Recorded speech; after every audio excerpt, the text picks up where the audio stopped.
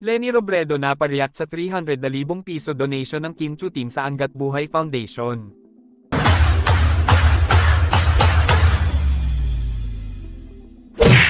Lubos ang pasasalamat ni dating Vice President Lenny Robredo sa 300,000 na donasyon mula sa mga host ng It's Showtime para sa mga naapektuhan ng Bagyong Christine.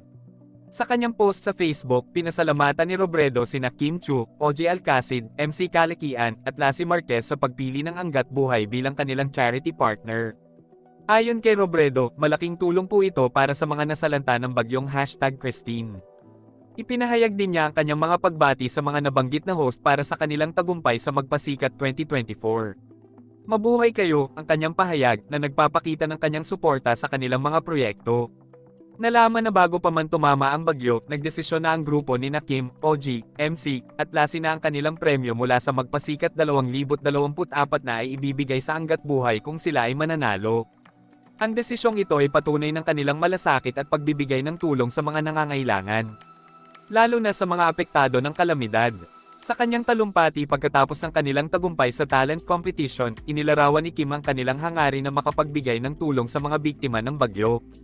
Bago pa man dumating ang Bagyong Christine, naisip na namin na ang aming tagumpay ay dapat mapunta sa isang makabuluhang layunin, ani Kim.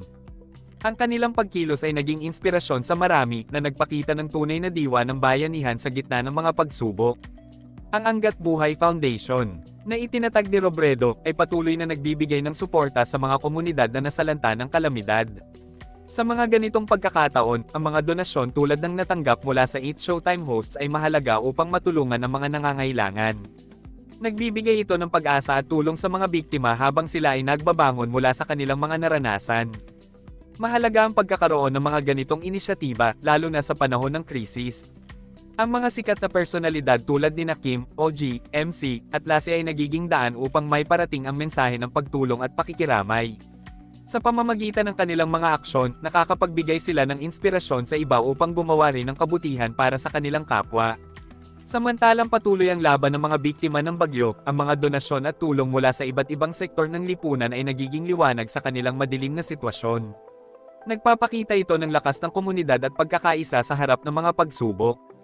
Ang ginawang donasyon ng It's Showtime hosts ay isang magandang halimbawa ng pagtulong sa kapwa at pagiging responsableng mamamayan. Sa huli, ang mga ganitong kwento ng pagkakawanggawa at pagtulong ay nagpapalakas ng loob ng mga tao sa gitna ng pagsubok. Nagtuturo ito sa lahat ng halaga ng pagkakaroon ng malasakit sa kapwa na hindi nag-iisa ang sinuman sa kanilang laban.